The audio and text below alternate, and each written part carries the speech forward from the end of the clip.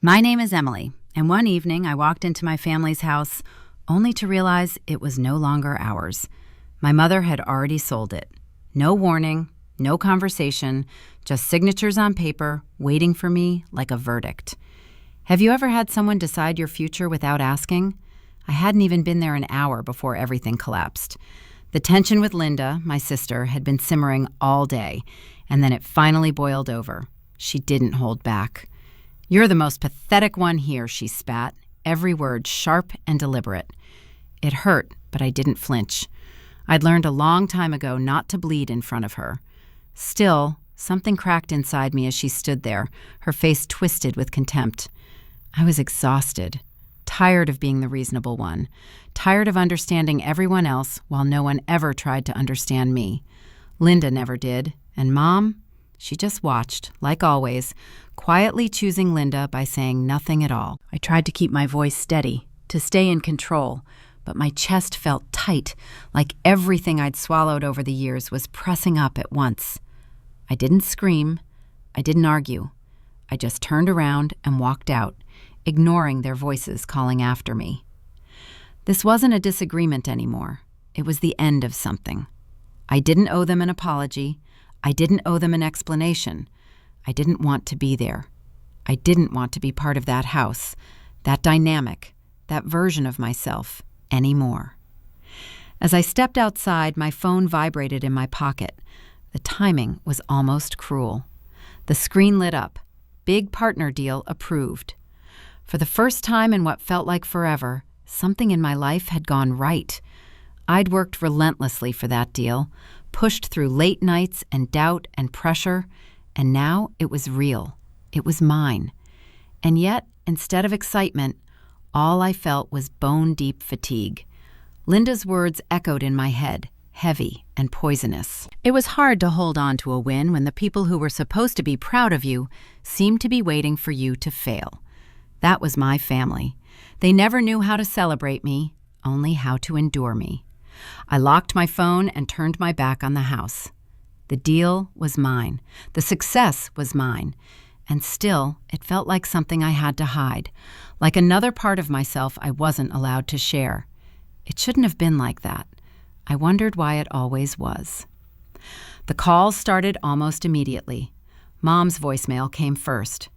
"Why did you leave like that? You're blowing this out of proportion," she said, her voice calm in that familiar, dismissive way. I deleted it without listening to the rest. Then Linda. Her tone had shifted. Less rage, more judgment. "You walked out without apologizing. Do you even realize how disrespectful that was?" I couldn't listen. Not then. Her words cut deeper than she knew, slicing straight through whatever pride I had left. The phone buzzed again. This time, it was Marcus. He wasn't family, but he was constant. He didn't judge. He didn't minimize. "I heard," he said, his voice warm and steady. "Congratulations, Emily. That deal is huge. You earned it." I leaned against my car, finally letting myself breathe. "Thanks, Marcus. That means a lot." "You okay?" he asked, already knowing the answer.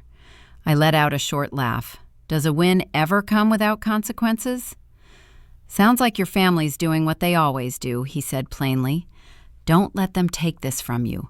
You're not responsible for making them comfortable with your success."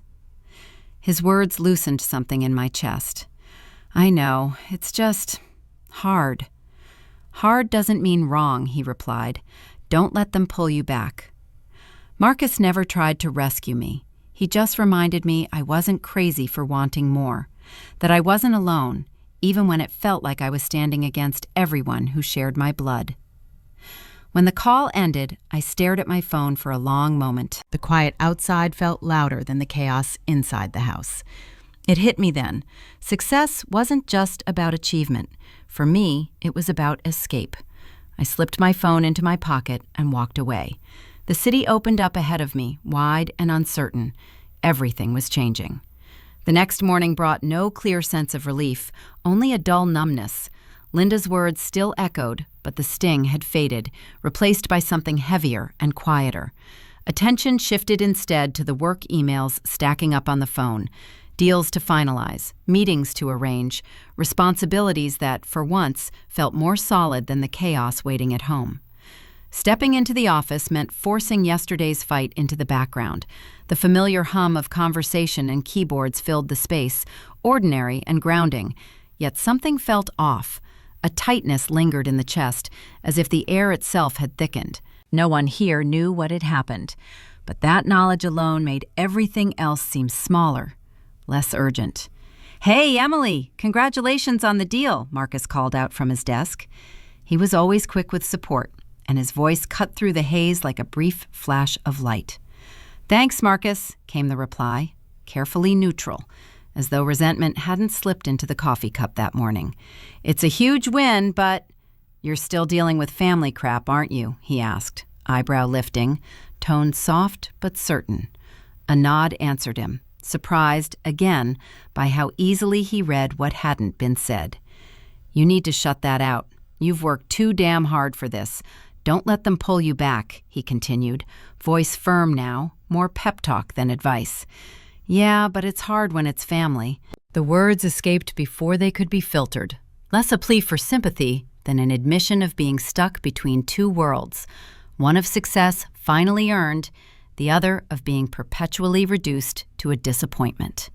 "I get it, but they're not going to," Marcus said, leaning back in his chair. "This is your time. Don't let them take it from you." Those words lingered while settling in at the desk, scrolling through messages. Work offered refuge, a place where effort still made sense. That illusion shattered the moment the phone rang and Mom's name lit up the screen. Voicemail took the call instead. The texts followed quickly. "Mom, why didn't you come back inside last night? You owe us an apology. This isn't how we handle things." An eye roll followed. It was always framed the same way, never understanding, only expectations. "Aunt Sarah, why are you making this harder than it has to be? You know she's stressed. Don't make this worse." Eyes closed briefly, fighting the urge to fling the phone across the room. No one asked how it felt. No one cared what was needed. Compliance was the only acceptable answer, and refusing it meant becoming the villain. An old role, worn thin over years. Messages kept piling up, each one tightening the pressure, walls closing in inch by inch. At the same time, praise flowed in from the office, from people who valued the work and the effort behind it. The contrast felt cruel, celebrated in one world, condemned in the other. Marcus appeared beside the desk during a break, glancing at the phone as it buzzed yet again. "Again?" he asked. A tired sigh answered him. "Apparently, not apologizing for not apologizing makes me a terrible daughter." A quiet chuckle followed, humor thin. "Same pattern. You're not responsible for their happiness." "I know. They just make it feel like I am." A pause, searching for the right words. "Like I'm always proving myself, and it's still never enough." He didn't respond right away. When he did, his voice had softened. "You can't keep giving them that power. You earned this. Don't let their issues make you feel small." No immediate reply came, only a nod, the weight of that truth settling slowly. The rest of the day blurred together in meetings and negotiations. Focus stayed on work, but the messages never stopped. Family wasn't asking about success. They were questioning the right to have it. Mom, an aunt, a cousin, each one offering instructions on priorities, insisting family should come before everything else. By the time evening arrived, exhaustion set in, not from the work, but from the constant effort to keep everyone else satisfied, from finally choosing differently and being punished for it. A long walk helped clear the head, though the words followed like shadows. "Fix this. Don't make it worse. Family comes first." A cafe offered brief shelter. Coffee was ordered, a seat taken by the window, the steady buzz calming but not enough to silence the pull in opposite directions. One path led forward toward something real and earned. The other dragged backward into chaos and manipulation dressed up as love. The phone buzzed again, this time not family, but a reminder from the law office, the next step in the inheritance battle. The message sat on the screen for a long moment, its weight undeniable. There would be no turning back now. Letting them pull things back into lies and control was no longer an option. The call came in the morning, cutting through the haze of my thoughts as I sat at my kitchen table sipping coffee. I almost ignored it, a number I didn't recognize, but something about it made me pick up. "Ms. Carter?" The voice on the other end was formal, businesslike. "I'm David Simmons. I'm a lawyer handling your family's estate matters." "Estate matters," I repeated, feeling a slight knot tighten in my stomach. "What do you mean?" "There's an issue with a property. It appears that some assets were sold without your consent," he said, pausing for a moment. "Specifically, the house you inherited. It was sold by your mother and sister." My heart skipped a beat. I felt the room narrow around me, the edges of the world blurring as the words sank in. I tried to keep my voice steady, but it was shaky when I spoke again. "You're telling me that my mother and sister sold my house without even telling me?" "Yes, ma'am," he replied, unfazed. "I believe they've gone through the process, and the sale has already been finalized." I stood up abruptly, the chair scraping loudly against the floor. "I never signed anything," I muttered, disbelief rising. "I never authorized that. How could they—" "Unfortunately, the documentation we have shows your name on it," the lawyer continued, "but I'm sure there has been some misunderstanding. I can assist in getting this sorted." The lawyer's calm tone only made everything feel worse. I could hear the faint hum of traffic outside the window, the normal sounds of the city going on as if nothing had changed. But my whole world had just been upended. "Send me the paperwork," I said, my voice clipped. "I need to see everything." After the call ended, I stood there for a while, feeling like I was underwater, unable to move or think clearly. How could they do this to me? My own mother and sister, taking something that was mine. I tried to breathe through it, tried to make sense of what had just happened, but nothing made sense. I went straight to my computer, opened my email. There it was, an email from David Simmons, the lawyer. He had attached the documents. As I skimmed through them, the words blurred. Everything about the sale looked legitimate, everything except my signature. I hadn't signed anything.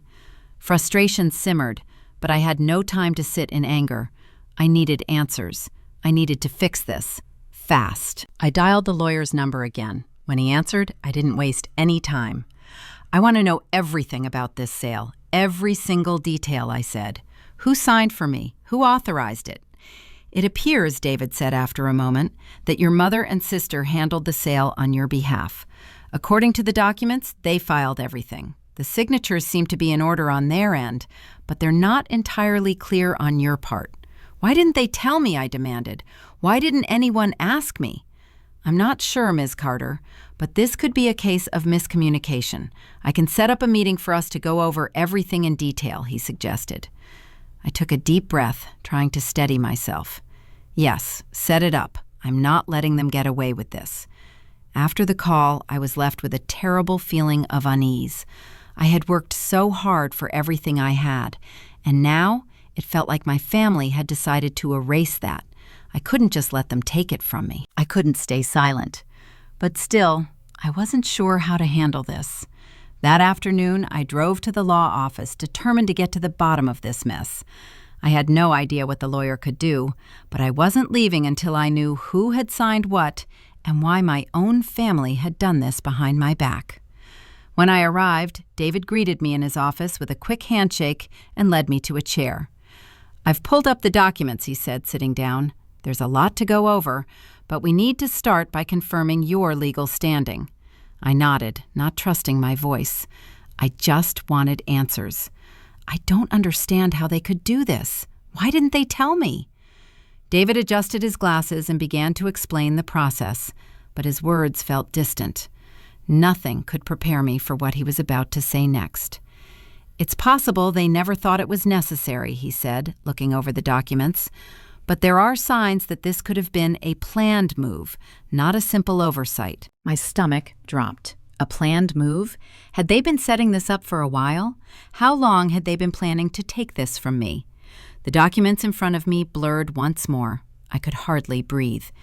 "Do you think this could be a case of fraud?" I asked, my voice tight. David paused before answering, the lines of his face unreadable. "It could be, but we'll need to get more information before jumping to conclusions." After the meeting, I walked out of the office, feeling the weight of the situation settle in. I hoped I pulled out my phone and started drafting the email. I wasn't sure what the next steps would be, but I knew one thing: I wasn't going to back down.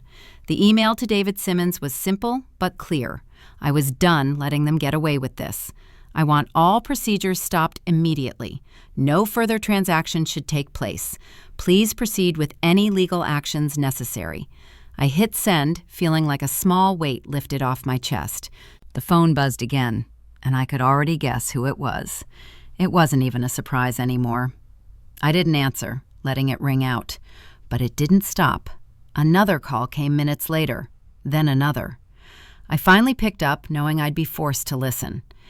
"Emily," my mother's voice was strained, like it always was when she needed something. "We need to talk." "I'm listening," I said, trying to sound calm even though my insides were already twisting. "We've been through this already, this thing with the house. You're making it worse." Her tone shifted, now more pleading. "I didn't want to have to tell you like this, but this is the only way to fix everything." I felt my stomach tighten. "Fix everything? You mean you sold my house without telling me, and now you want me to fix it?" "You don't understand," she said quickly. "This was the only option. It was either that or lose everything." I gritted my teeth. "Lose everything? I wasn't even informed. You didn't even ask me." "Emily, I've sacrificed everything for you, for this family. You've got to trust me on this. It's for the best. You can't keep fighting this. You're only going to make it worse." I slammed the phone down before she could say anything more. Sacrificed everything? The words echoed in my head, but they didn't land the way they used to.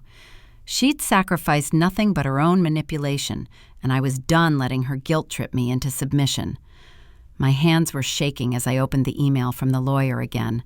The documents were right there, a clean sale, my name listed as part of the process, even though I had never signed a single paper. My name, my house, taken without a word. How could she do this to me? I stared at the screen for what felt like hours, but I couldn't do nothing. I couldn't let this slip away like everything else had. If I did, it'd be one more thing they took from me. When the phone buzzed again, I almost ignored it. But then I saw the name, Linda. I had no choice but to pick up. "What now?" I answered, forcing myself to stay calm. "You're making a big mistake, Emily," she started, her voice full of anger. But there was also a hint of desperation. "Mom's right. You're only making things worse. Don't do this." "Making things worse?" I repeated. "You sold my house, Linda, and now you're telling me I'm the one making things worse?" "You don't get it," she was nearly shouting now. "This was the only way to keep things together. You think you're the only one who's been hurt? We've all had to make sacrifices." "Sacrifices?" I said, my voice rising despite myself. "You've been taking from me, using me to cover your mistakes, and now you're telling me it's my fault? You think I haven't been carrying the weight of this family on my shoulders for years?" There was a long pause on the other end, but Linda didn't back down. "I'm trying to protect you, Emily. This is for the good of everyone. You can't keep pushing us away." "Protect me?" I laughed bitterly. "You've been manipulating me for years, and now I'm supposed to trust you? I'm done." "Then we're done, Emily," she snapped. "If you can't see that we're doing what's best, then maybe you shouldn't be part of this family at all." The line went dead, and I didn't even care. I had heard enough. She had pushed me to my limit. It wasn't just about the house anymore. It wasn't just about the betrayal. It was everything. The years of manipulation, the guilt, the way they used me. I wasn't just angry anymore. I was done. I grabbed my coat and headed straight for the law office. I didn't know exactly what I was going to do, but I knew I had to do something. I couldn't let them get away with this. The receptionist at the law firm didn't ask any questions when I walked in. I was already a familiar face by now. David, the lawyer, was expecting me. "Emily," he said, his voice calm, measured. "What can I do for you today?" I need to stop the sale, I said, cutting straight to the point. My mother and sister didn't have my consent, and I want it undone. David looked at me for a moment before he spoke. We'll need to start with some paperwork, but it's possible we can block the sale. Block it, I repeated. I want it stopped, now. David nodded and began gathering the documents. I'll have everything filed as soon as possible. This is going to take time, but you're in a good position. You have the legal standing, and we can make a case for fraud. Fraud? I whispered, still in shock. I couldn't believe it. My own family. Don't worry, David said, his tone firm. We'll get it sorted out. The weight of the situation was heavier than I could handle, pressing down on me from all sides.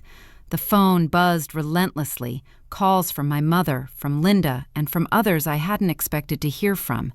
They all blamed me for the mess we were in. Each call was an attack, each message a reminder that somehow I was the one destroying everything. Why can't you see, Emily? You're tearing the family apart. Mom's voice cracked on the other end, like she was genuinely hurt by my decision to stop the sale. But I couldn't understand how they still didn't see what they'd done to me. Linda wasn't any better. You're making this worse, you know. All you had to do was leave it alone. I slammed my hand on the table, frustration spilling over. Every word they threw at me twisted into a knife, cutting deeper each time. I wasn't the one destroying anything. I wasn't the one making shady deals behind closed doors. And yet somehow, I was the villain in their story. The family's judgment could no longer be brushed aside. Their guilt-soaked pleas came wrapped in accusations of betrayal, pressing in from all sides until it felt impossible to breathe. They spoke as if something sacred had been broken by my hand, when all I was doing was protecting what was mine, what had always been rightfully mine. This hadn't been what I expected. Fallout was inevitable, I knew that, but nothing had prepared me for how relentless it would be. Every message, every call chipped away at me, made me feel smaller, more cornered. And then there was the legal pressure. This wasn't just family drama anymore. The battle was escalating, turning into something sharp and unforgiving. My own family had pushed me into a place where only two choices remained: fight or disappear. Opening the email from David Simmons again felt almost mechanical. The documents hadn't changed, still just as damning. But now something else stood out, something colder. The more carefully they were read, the clearer it became. They hadn't just sold my house. The paperwork had been altered, signatures forged. They had gone further than I ever imagined. Bile rose in my throat. This wasn't confusion or carelessness. It wasn't a misunderstanding. It was deliberate, planned. I had been manipulated, lied to, treated like something disposable. Anger gave way to something heavier: disgust. This wasn't the family I believed in. For years, silence had been my role, holding things together, doing what was expected, letting things slide for the sake of peace. Seeing the truth now hurt more than I thought it could. Why didn't they just tell me? Slipped out under my breath as the weight finally settled. Years of swallowing needs, of bending to accommodate everyone else, had led straight here, to betrayal wrapped in the language of family. It had never really been about love. It had always been about control. Pretending was no longer an option. Being the good daughter, the good sister, the one who always forgave, was over. The phone buzzed again. A message from Linda. Linda, you're acting like we're the enemy, Emily. Just let it go. A bitter laugh escaped before it could be stopped. Let it go. As if anything here was small enough to release. As if something hadn't already been stolen. The phone was lifted again. David Simmons' number dialed without hesitation. Sitting back and letting this continue wasn't possible anymore. David, I need you to move forward with this case, came the moment he answered. The voice was steady, even as everything inside screamed. I need the sale stopped. I want everything frozen. I'm not backing down. I understand, Emily, he replied, calm but urgent. I'll file the motions to block any further action. But this won't be quick. Are you prepared for that? A deep breath followed. I don't care how long it takes. I'm not letting them get away with this. Silence hung for a moment before his tone shifted. Once this is in motion, things will get more complicated. They won't make it easy. Let them fight me, I said. I'm done being the scapegoat. And after the call ended, the room filled with silence. The weight of what was coming settled in, but for the first time, it didn't feel crushing. It felt like momentum. This wasn't just about a house anymore. It was about reclaiming control, about refusing to let manipulation and guilt dictate the rest of my life. The phone buzzed again. Mom this time. Emily, she began, her voice coated in forced sweetness. I don't know why you're making such a big deal out of this. You're just making things worse. She wasn't allowed to finish. I'm done, Mom. I'm done cleaning up everyone else's mess. I'm taking action. You'll hear what happens next, when it happens. The call came just as I was about to leave the office. I had already braced myself for the next round of accusations from my mother or Linda, but this was different. It wasn't one of their usual guilt trips. This was something new. Emily, I've found something, David Simmons' voice came through, sounding more urgent than usual. We need to talk. I immediately pulled over, heart racing. What is it? What did you find?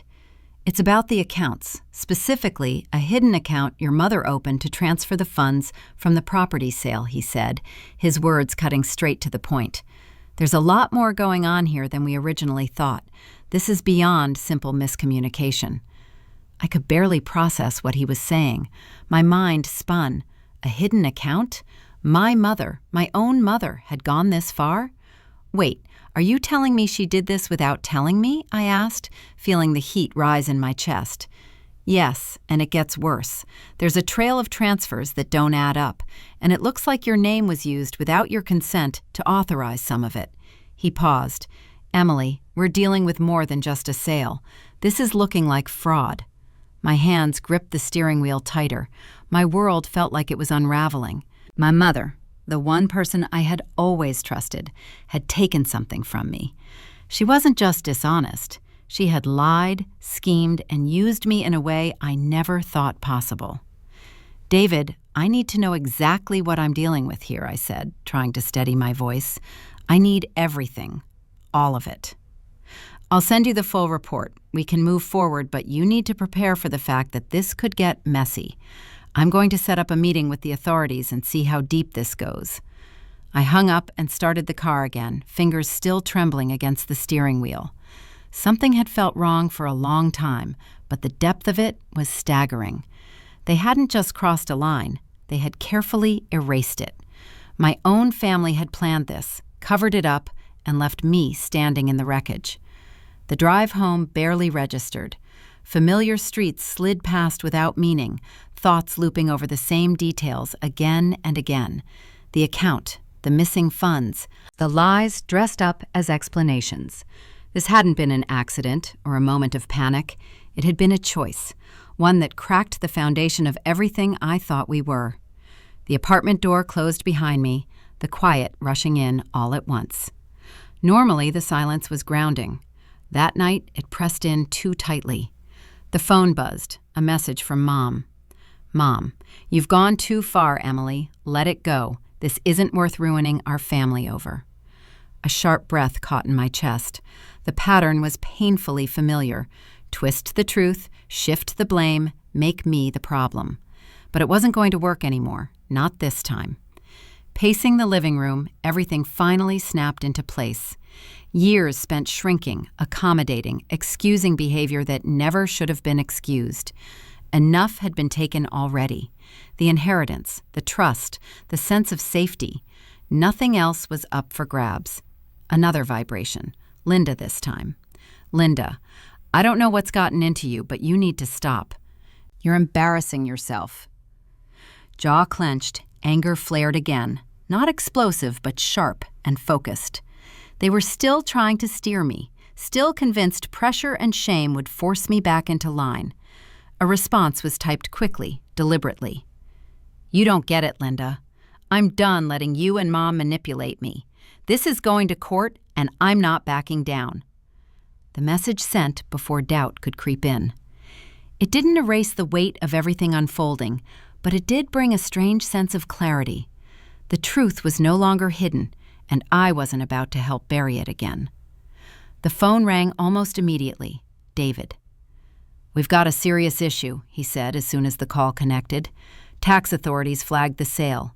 Your mother and sister misreported parts of the transaction. Taxes weren't paid correctly. The IRS is involved now." The couch caught me as I sank down, head spinning. "So it's not just the house? They lied to the government too?" "Yes," he confirmed. "If this isn't corrected, it could escalate fast.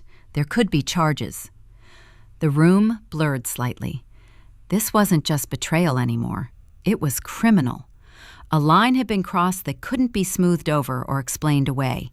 And still, hesitation lingered for a split second. Family had a way of doing that. But the thought passed. Protecting them meant destroying myself, and that was no longer an option. "This has to go public," I said, the words steady even as they landed heavy. "Everyone needs to know what actually happened." A pause. "Are you certain, Emily? Once it's public, there's no undoing it." "I've already lost enough," came the reply, colder than intended, but honest. "I'm not losing my life to their lies, too." I didn't waste any more time. The decision had been made, and I was going to follow through with it, no matter what. I started preparing the legal documents to fight back. It was time to take control of my own life again. I wasn't going to let my family, or anyone else, dictate my future. Marcus had been an invaluable help throughout this process. He didn't just offer legal advice. He helped me understand the strategy behind it all. Every move I made from here on out needed to be calculated. He sat with me for hours, walking me through the steps. We put together the complaint, everything from the forged documents to the fraudulent sale. It wasn't just about the money anymore. It was about taking back what was mine. "Emily, you're doing the right thing," Marcus said one afternoon while we were finalizing the paperwork. He had been patient with me, but I could hear the confidence in his voice. "You've got the legal ground to stand on, and this is your shot to put an end to all of this." "I don't care how long it takes," I replied, my voice more determined than I felt. "I'm not letting them take anything else from me." Marcus nodded. "Then we're going to make sure they regret ever thinking they could." And that was it. I was in it for the long haul. I wasn't going to let the years of manipulation and control from my family slide any longer. But as much as I was preparing to move forward, Linda and my mother weren't going to let me off that easily. The moment I sent the first draft of the lawsuit to the court, they started hitting back, hard. The phone rang. It was my mother. "Emily, what do you think you're doing?" she asked, her voice sounding more desperate than usual. "What do you mean?" I replied, trying to keep calm, but the anger simmered beneath the surface. "You can't just tear apart the family like this. You're only making things worse." Her words were sharp, the kind of manipulative language I had grown used to, but this time I didn't flinch. "Worse?" I said, taking a deep breath. "You sold my house, Mom, and you've been lying to me. This is the consequence of your actions. You want me to fix everything while you do whatever you want?" "You're overreacting," she shouted. "You've always been so cold. You don't get how much I've sacrificed for you." Hung up before she could say more. No need to hear it. The manipulation never changed, and listening to it was no longer an option. The next day, the phone buzzed again. This time, it was Linda. "You're going to ruin everything, you know," she texted. "Stop. It's not too late to make this right. Think about what you're doing." The message sat on the screen for a long moment, anger slowly rising. A line had been crossed, and now they wanted to pretend nothing had happened. They didn't want resolution. They wanted surrender. That wasn't happening. The following days blurred together. Legal calls, mounting pressure from Linda and Mom, frantic messages from relatives who couldn't understand why this was happening. All they saw was a family bond being broken. None of them saw that it had been shattered long ago. Linda didn't back down. Threats started coming in, not just from her, but from others in the family. "If you go through with this, you'll never be welcome here again." Another read, "You're embarrassing yourself." Don't let pride ruin everything we've worked for. The narrative was clear. I was the villain for refusing to stay silent. Disbelief set in. These were the same people who had spent years making me feel small. Now they were furious because I refused to be their doormat. "I'll make sure you pay for this," Linda texted one night. The threat was obvious, even without spelling it out. Fear didn't come. Instead, something steadier took its place. The harder they pushed, the clearer it became just how strong I'd grown. Met with Marcus again, the one person who truly understood. "They're manipulating you," he said. "Guilt, shame, threats, but you've got the upper hand now. Don't let them pull you back." "I won't," I said, feeling a calm resolve settle in. Control is over. The next day, a message went out to Mom and Linda. "You no longer have control over my life. The property sale is being reversed. Any further action will be met with legal consequences. This is your last warning. Send." No guilt followed. The weight eased, just a little. This wasn't about money anymore. It was about reclaiming a life. When the meeting finally happened, it wasn't to ask for forgiveness. It was to state a truth they didn't want to hear. Control was gone. "I'm taking everything back," I said, standing in front of them. "You don't get to steal from me. The house is mine. You don't get to decide my future." Linda's face twisted with anger. It didn't matter. Fear no longer lived there. Mom said nothing, eyes wide as the realization settled in. Power had shifted. "I'm done," I said again, turning away. No more time to give. The phone call came a week after the legal action had been filed. David's voice was calm, but there was an edge of finality in it. "Emily," he began, "we've received the final verdict on your case. Your mother and sister are being held responsible for the fraud. The property sale has been reversed, and the financial penalties are significant. They're facing legal repercussions for the forgery." Didn't know how to feel. My mother, Linda, was about to lose everything. Vindication should have come first, but it didn't. No relief, no sense of victory, just a hollow numbness. "Are they going to jail?" The question came out barely above a whisper. "It's possible," David replied. "There's also a chance they'll settle with fines. Either way, this is a major financial and reputational blow. It won't disappear." Leaned back in the chair, eyes fixed on the blank wall ahead.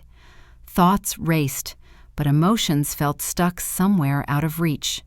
No happiness, no satisfaction, just quiet. Everything that led here replayed on a loop.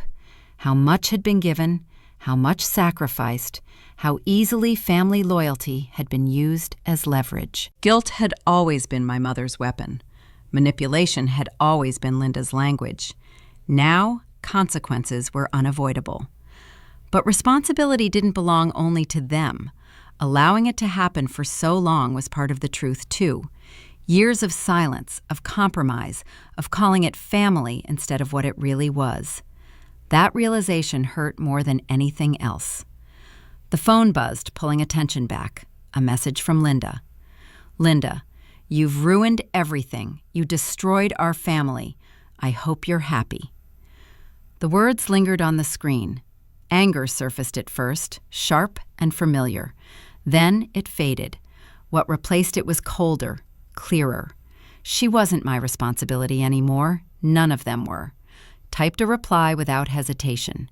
"Me. These are the consequences of your actions. I'm done. You made your choices.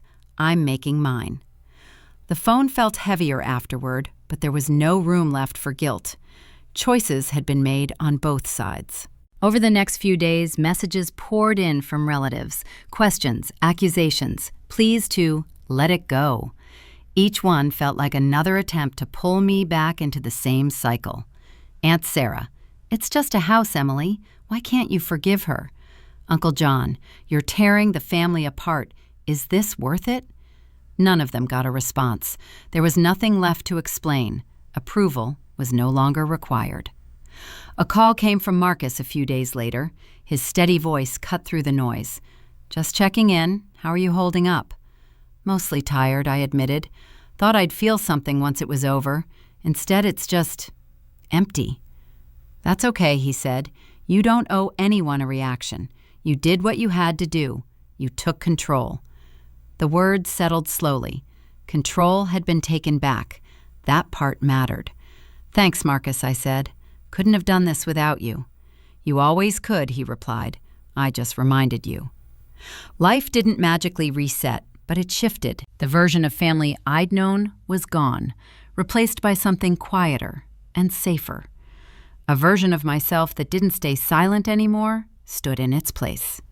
Work resumed a few days later. Familiar routines helped. The past still existed, but it no longer sat on my shoulders. Started saying yes to things that had always been postponed. Hiking, reading, joining a weekend climbing group. For the first time in years, decisions weren't about fixing anyone else. They were just mine, and it felt right. Time passed. Distance grew. The drama faded into the background. Family mistakes stopped defining who I was allowed to be. One evening, stood by the window, city lights stretching below. Life wasn't perfect, but it was free. Free from expectations, free from guilt. The phone buzzed again. Didn't check it, didn't need to. Grabbed my coat and headed out, a quiet peace settling in. The fight was over. The choice was made. Now, the life ahead was mine to build.